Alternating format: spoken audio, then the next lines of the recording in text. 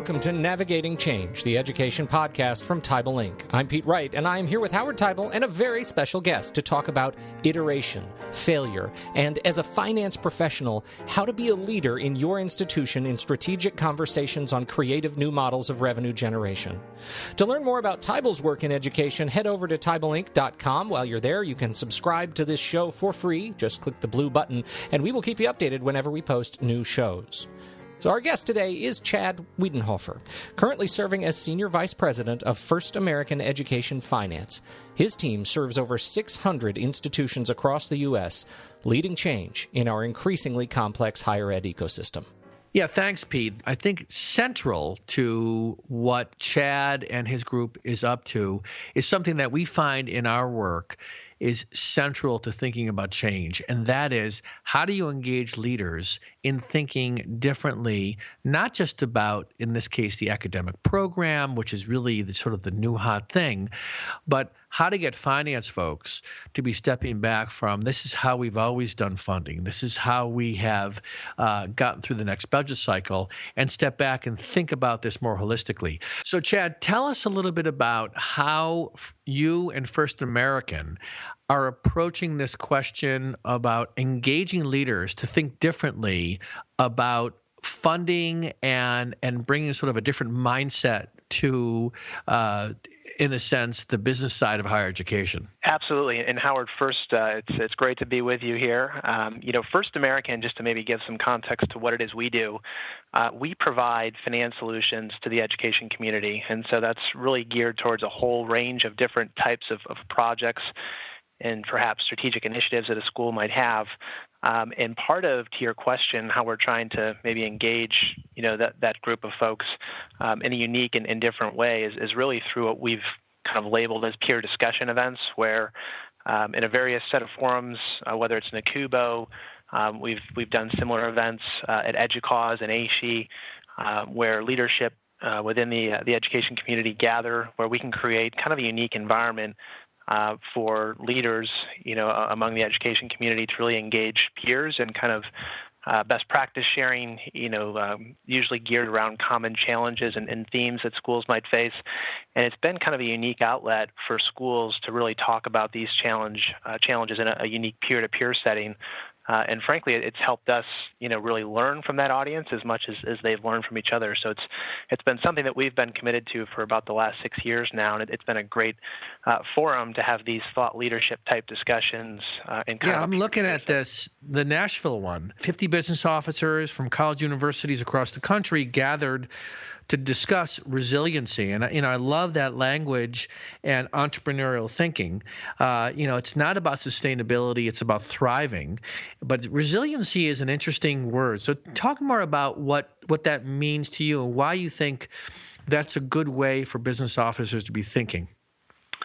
Sure, and that was led by Ben Waldowski, who was, typically we try to bring in thought leaders on these topics to help create that environment. And Ben really talked about, resiliency from the standpoint of how do we create resiliency within an institution? How do we, tolerate, failures and learn from those failures? And be resilient in our pursuit, of whatever that initiative might be. But to take failure, really as an opportunity to learn and push forward, as opposed to, kind of a start and finish to an initiative where failure is kind of perceived more negatively.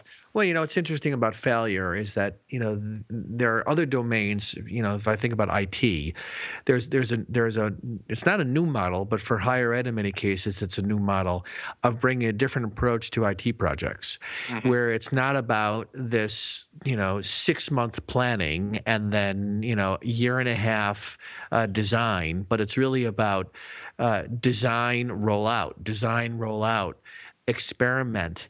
And that kind of way of working, it's really hard to do that in higher ed. I've been in this work for many years, and this idea of being willing to fail and fail fast, that is really a domain that getting people to embrace that is is necessary, but there's in many cases not a lot of receptivity that I've seen over the years. So how do you get people, when you think about engaging folks in thinking about failing? I'm actually very curious about how you engage them in that conversation about failure. Yeah, in that setting, a lot of what you're referring to, I think, was part of that discussion, and we talked about iteration as kind of the concept around that. And I think part of what was unique to me about that discussion is you could kind of see culturally where institutions really had a culture and a mindset around iteration and kind of short-term goals.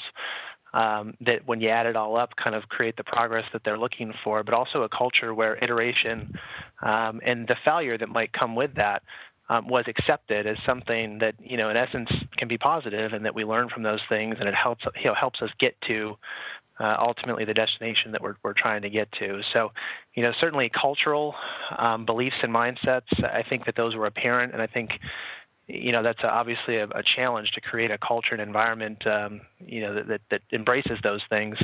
But that's part of, I think what that peer-to-peer environment can help create is, what are the things that you're doing within your institution to kind of create that culture and environment, and what can we learn from as we address similar challenges within our respective institution. When we engage campus leaders in these conversations, one of the questions is about burning platform, right? Mm-hmm. So is there a burning platform? And, with as many institutions that are out there, the spectrum is very wide. Some schools that are doing really well create an artificial burning platform because that's how they get people to move. Other schools who are really doing very poorly, in some cases, may have their head in the sands about this. So it's really tough, I found. I'm just looking at the most recent Business Officer magazine, and Mark Zandi, Chief Economics for Moody's Analytics. There's an article here about optimism, and that there's reason to be optimistic. And what's fascinating about this focus on optimism is that when we sometimes characterize that things are not as bad as we think, or they're actually pretty good, sometimes that has the effect of people taking their foot off the gas. Yeah. So the balance here, I think, that you probably live with all the time is, how do you get people to pay attention to thinking differently about alternative ways of financing, as opposed to what business officers and leaders have been used to doing that have worked over the years? So what's an example of an alternative way of thinking about financing that you think business officers should be doing more or thinking about? A lot of our conversations there might center around, opportunity costs.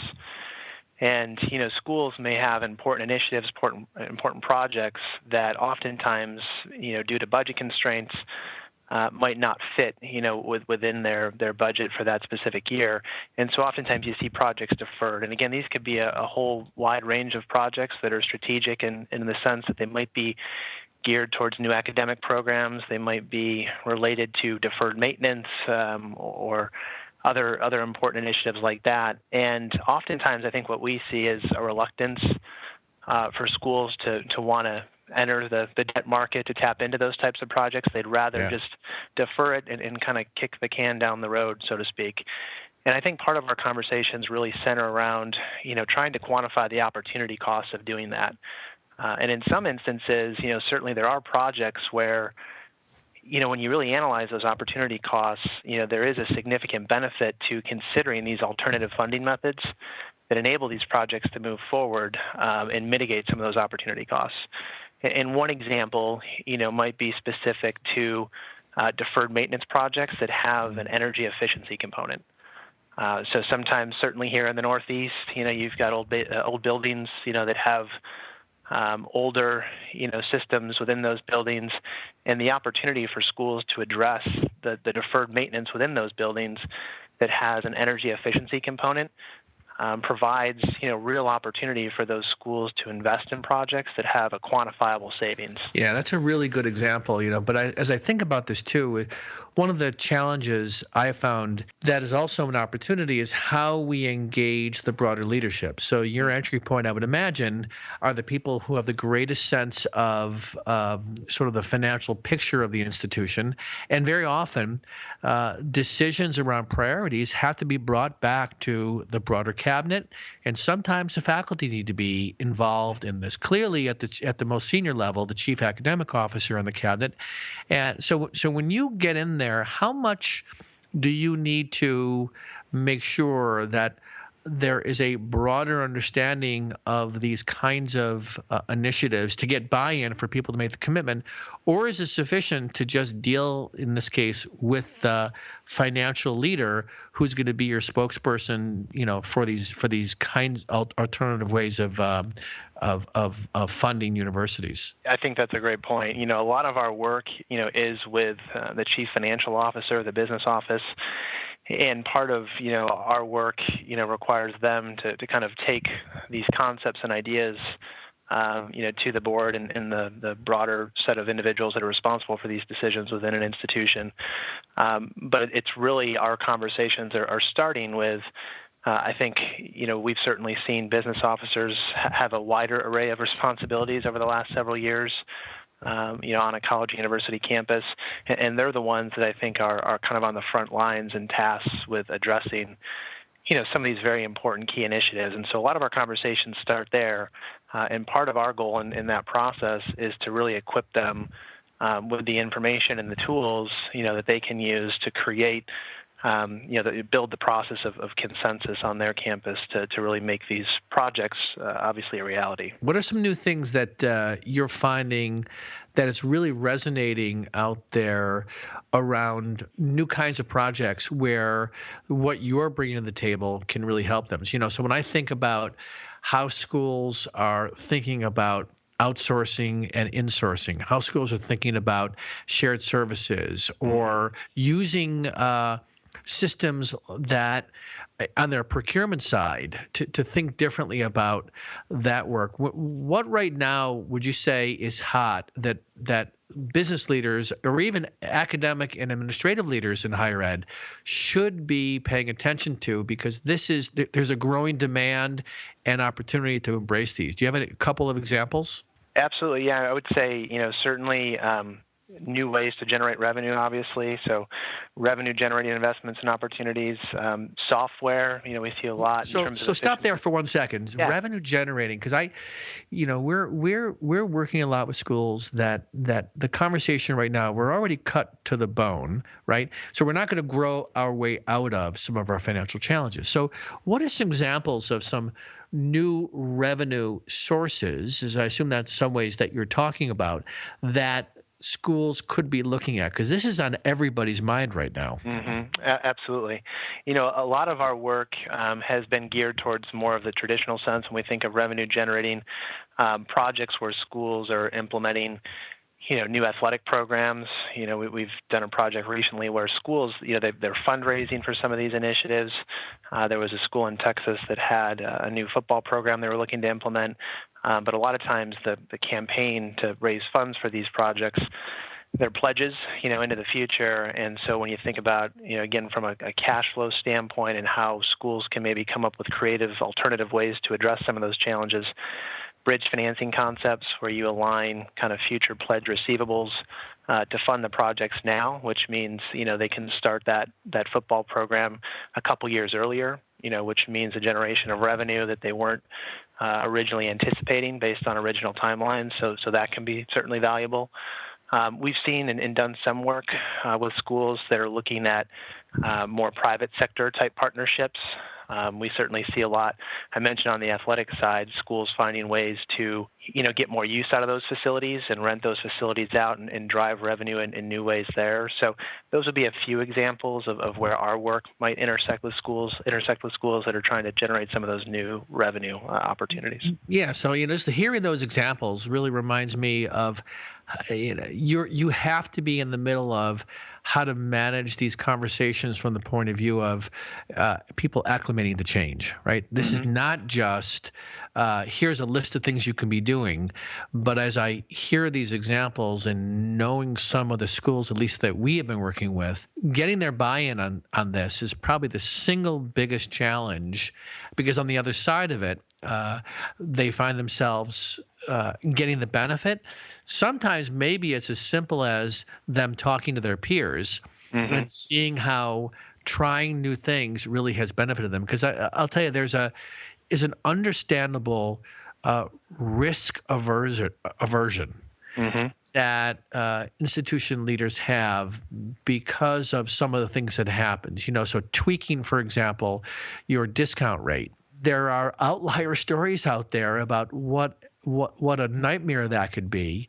And I think there is a tendency to focus more on avoiding something that could be a catastrophe versus looking at this as an opportunity. And to me, that's the biggest barrier to get people to really engage in this kind of exercise, is to be willing to put some of their fears aside about, the ripple effect of making choices on tuition or discount or what you suggested as some alternatives, and being willing to dive in there and say, can we try something?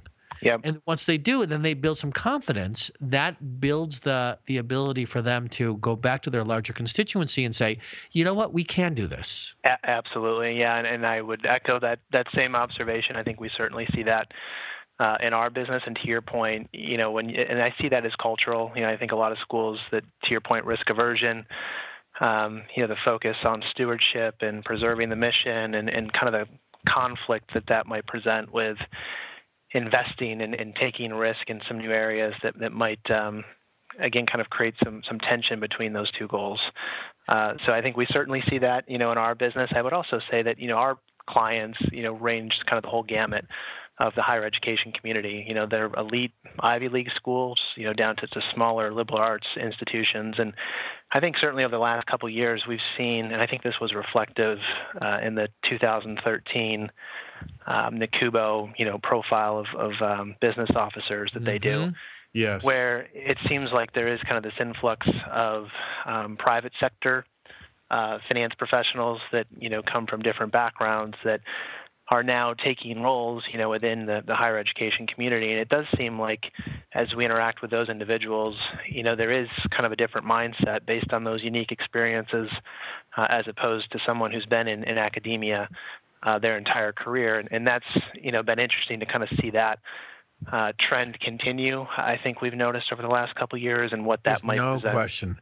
And what's interesting about that comment is, as I look at there's a wonderful report in the Chronicle, March 4th, the Trends Report of 2016, and in their executive summary, they speak to something directly that you just raised, which is we've got this advent of new folks coming into higher ed who are not sort of encumbered by this is how we've always done it, and also come from a mindset of results, right, and a level of impatience. There's a pros and cons to this, because if you think about one of the trends in this report that people should read is the growing use of metrics to measure faculty productivity. Right, so colleges have new tools to see how their professors stack up, how they're not afraid to use them. Faculty's critics say the tools provide an incomplete and inaccurate picture of their jobs.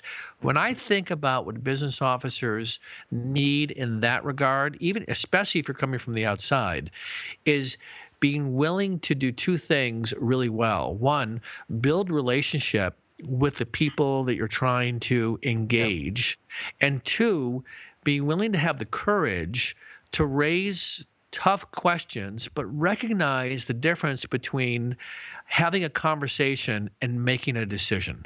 I think what happens very often in these, the people that you're serving, that you're trying to help, is they will introduce a new idea, a new way of thinking about doing business or getting things done at the university. And people will put the brakes on because they hear a discussion as a decision. And leaders, and this is just something that I'm always trying to pitch, leaders need to be willing to recognize that the listener is not necessarily hearing the words you're speaking. What they're hearing is, if you raise this means you've already decided. This is something I think and even in your role, right? So you come in, you're pitching something. One of the things that you and me and anyone else trying to serve higher ed has to be mindful of is the listening out there and to understand not just the benefits, but how the process works so that people can let their guard down a little bit. Absolutely.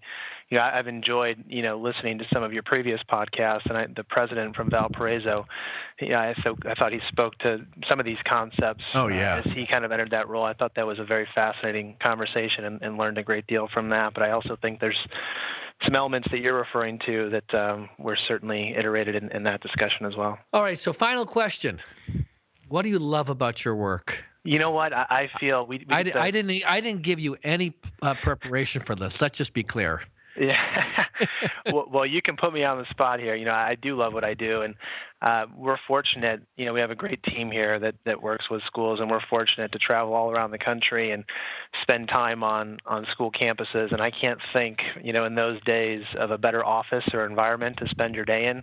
There's something about a campus, that is energizing. I don't know if that's because I reflect back on my own experiences, in college, but I also, you get inspired by the future and just the enthusiasm and the energy, and it's great to be a part of, and to work with schools to help enable, those environments that are created on those campuses. That's a worthy thing to do. I can't think of a better industry to be working in myself. And, I love how you characterize that, because that's what keeps me going every day, is that this is serving something that's really about the greater good. And being able to be part of that and help with that, you as long as you and I are in this work, there will always be a need to take it to the next step. And what's exciting is there's greater receptivity out there for the kinds of things that we're doing. I think people understand that we need to change, but we have to change in a thoughtful way. So, what we'll do is, what are some ways you'd want people to learn more about you guys? Because we'll put links up for them, or anything you want them to know. Absolutely. You can spend some time learning more about First American on our website at faeducationfinance.com. We have, I mentioned, frequent peer discussion events that you'll see on there as well, and we love to have new attendees join us for those thoughtful discussions. There's always a lot of great connections and a lot of great takeaways from those events. And we're also publishing a new kind of thought leadership content piece that we're calling The Higher Standard, which is a collection of insights from, some of the third-party, I would say, higher education experts that we've been fortunate to work with in the past, a lot of times tied to those peer discussion events, as well as kind of unique insights and thoughts from our clients that they share as well, related to some of these challenges. And I think there's a lot of good insights and content there as well. Fantastic. So we'll make that available to people. I love The Higher Standard as a headline. Who did you come up with that? Was that yours? That's Trisha. That's our marketing. Yes. Trisha, nice job. Very All good. right, listen, thank you so much for being on the show, and I look forward to continuing to connect with you. Thank you, Howard. Pleasure. Appreciate it. You can find all the links Chad mentioned right there in the show notes of this episode if you're listening on your mobile app of choice, or you can find them on our site at TibleLink.com/podcast/145. On behalf of Chad and Howard, I'm Pete Wright, and we'll catch you next week right here on Navigating Change.